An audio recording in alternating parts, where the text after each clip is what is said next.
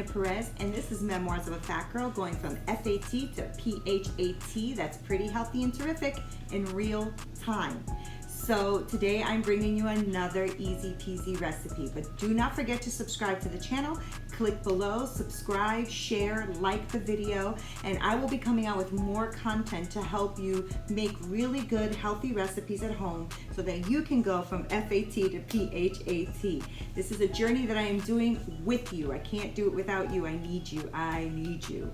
So thank you so much for watching. I really enjoy doing these, and what I'm going to do right now is a quiche. I've had a lot of requests to do a very easy quiche, and so that's what I'm going to do.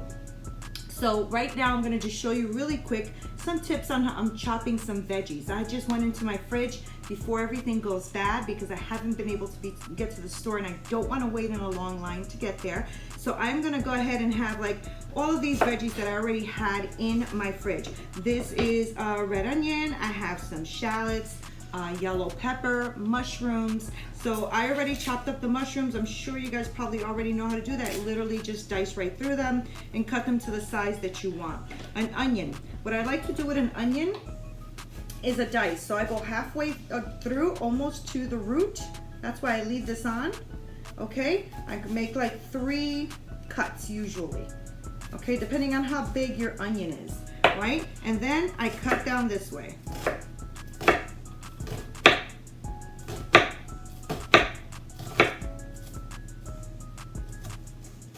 Right? And then after you cut down that way, you just cut like this and you get a nice dice. Okay? You can do it this way. You can just cut them in rounds and then run your knife through it however you like. This is just the way I prefer to do it. Always with your nails and fingers to the back, okay? Always.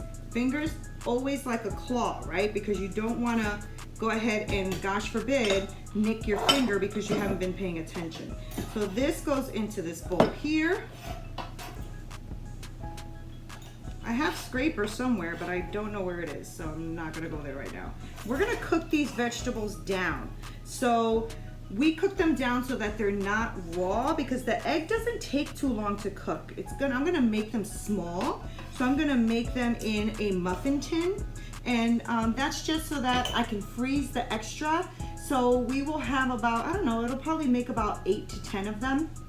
And we're gonna freeze them. But before we do that, let's go ahead and cut our veggies. Every time you cut a pepper, make sure you cut with the shiny part, the skin, down. It's just easier to get your knife through it, okay? Fingers to the back, all right? And let the blade hit your knuckles every time.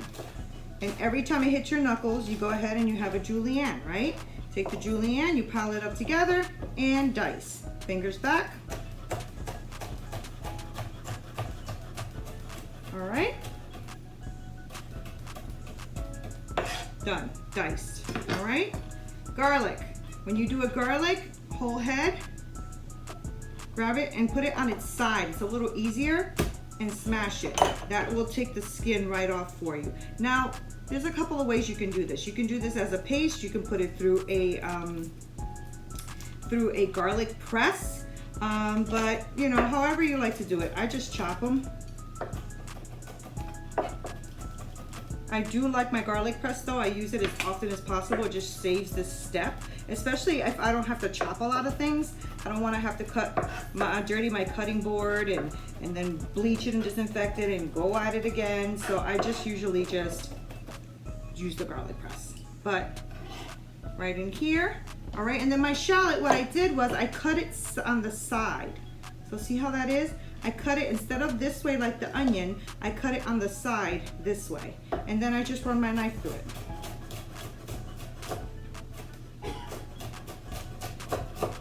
I had a chef at Jean-Georges that taught me how to do that. He just loved doing it that way, and then was like, you have to do it that way. It's the only way to do it. I'm like, okay. All right, so that's that. And then these are like the little skin parts, so we'll put that to the side.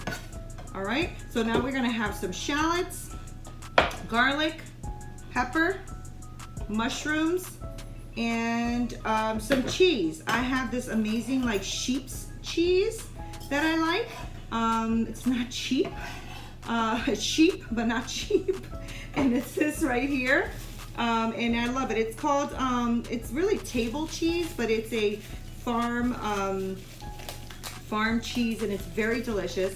And I can have sheep and I can have goat, but I cannot have cow.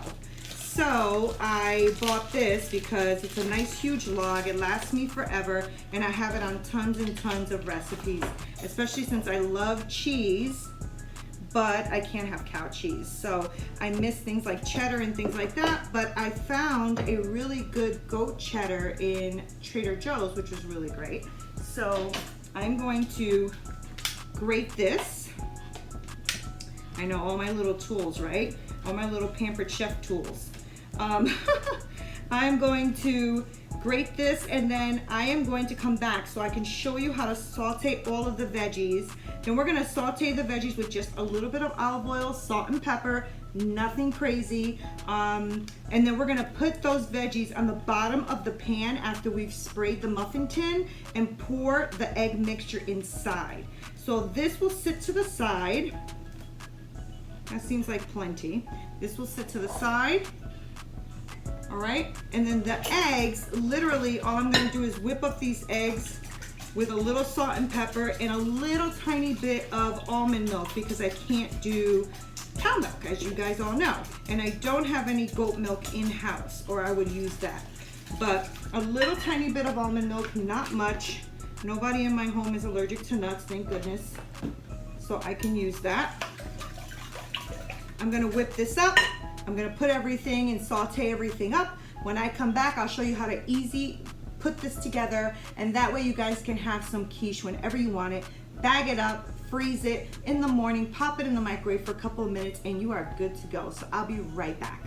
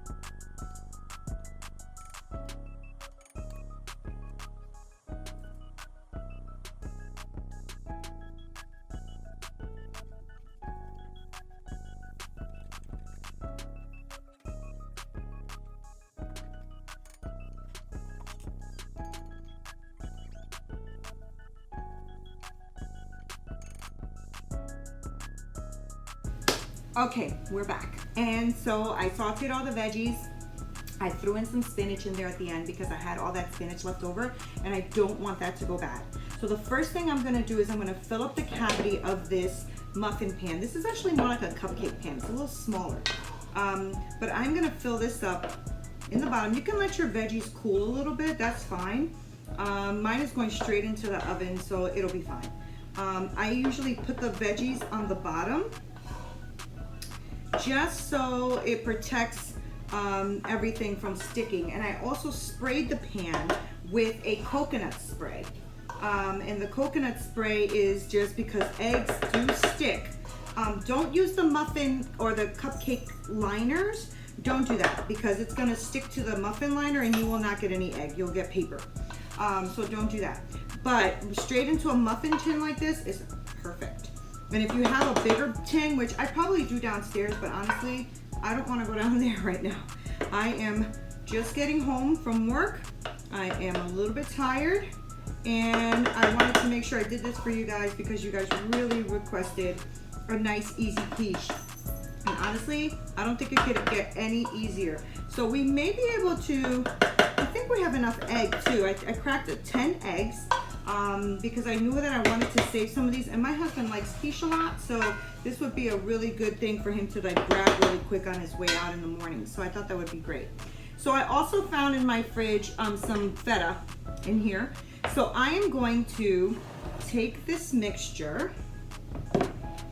I whipped it up already, as you know, with the almond milk. I'm just gonna take a measuring cup is fine. It's about a cup measure, but you could take whatever size you want. And literally I'm just gonna pour them in almost to the tippity top. Almost. They're gonna rise, but then they're gonna fall, okay?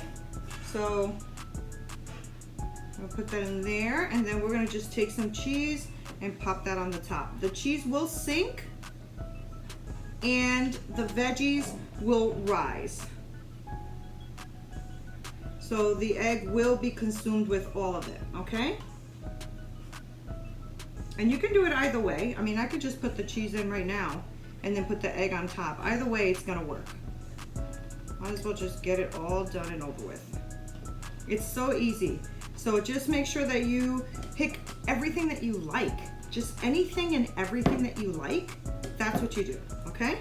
Because it's yours and you get to eat it however you want. And you don't have to go out and spend a ton of money to do it. Super easy. Most of us have eggs and veggies in our fridge, and sometimes we don't even know what to do with all of it, right? So there we go. Hopefully this will give you some great ideas on what to do with it. All right, so I'm gonna finish filling all of these cavities up, and then I'm gonna put them in the oven at a 360-degree oven. I do 350. I do 360 because my oven's a little funky sometimes. But I'm gonna bake it for about 15 minutes. I'm gonna check it in 15 minutes and see and make sure that they are done. If they're too jiggly when you take them out, they're not ready.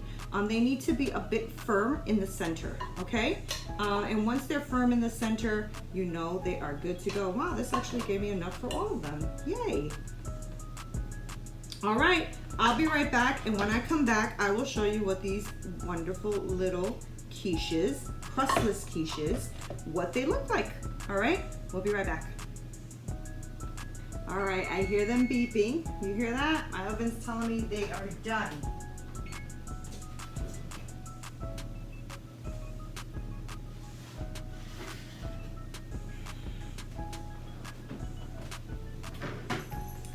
So these have been in a little bit longer. So we did 15 minutes, then we rotated it.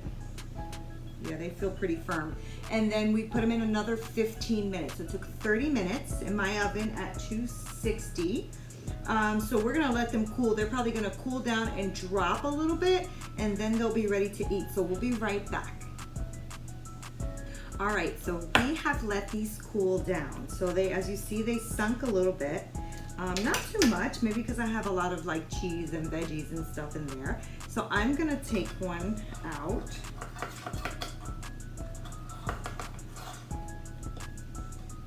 Oh, beautiful, beautiful. You see that?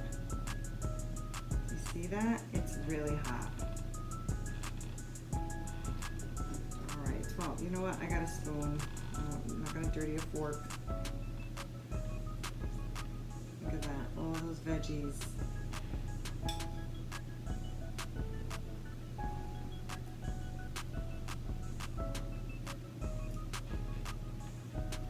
So good. So good. Okay. So good. So I hope you guys try this. You know what? You can do a lot of things too. You can saute some bacon up and put it in here, some pancetta, some sausage. Doesn't have to be completely vegetarian. This one happens to be, and it could even, you know, you can just do so many great things with this. You could even do like a crusted one, right? Because most quiches come with like this beautiful buttery crust. I'm gluten-free, and so I try to like avoid it if I can. I do use gluten-free flours and things like that, almond flour and so on. But you know what? This is so good, it doesn't need it. So I hope you guys enjoy this recipe. I hope you will make it and let me know what you think. So don't forget to subscribe. This is Nina Perez. This is Memoirs of a Fat Girl, going from FAT to PHAT in real time. Until next time.